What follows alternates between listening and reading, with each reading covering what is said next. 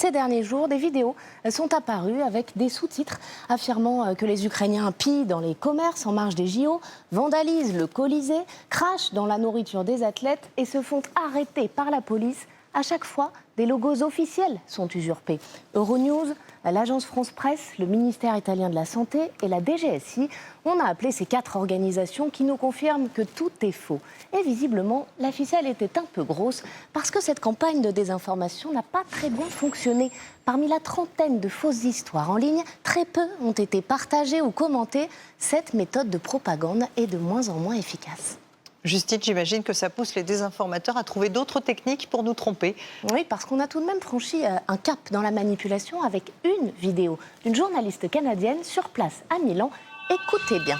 This is it. This is the athletes' village in Milan. Not a particularly big village. Specifically, the Ukrainian team's accommodation has been placed as far away as possible from others participating. In Paris, the Ukrainian team proved to be extremely toxic, provoking conflicts with other athletes.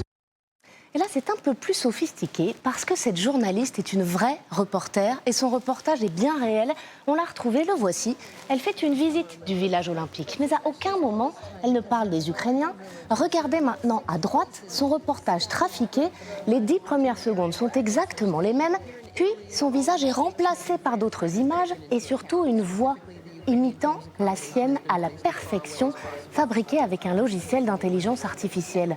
Lorsque vous avez un doute sur une vidéo, écrivez-nous, on vérifie chaque information. J'ai appelé notre reporter sur place qui nous le confirme. Les Ukrainiens n'ont pas été mis à l'écart, au contraire. Ils ont même reçu une standing ovation lors de la cérémonie d'ouverture.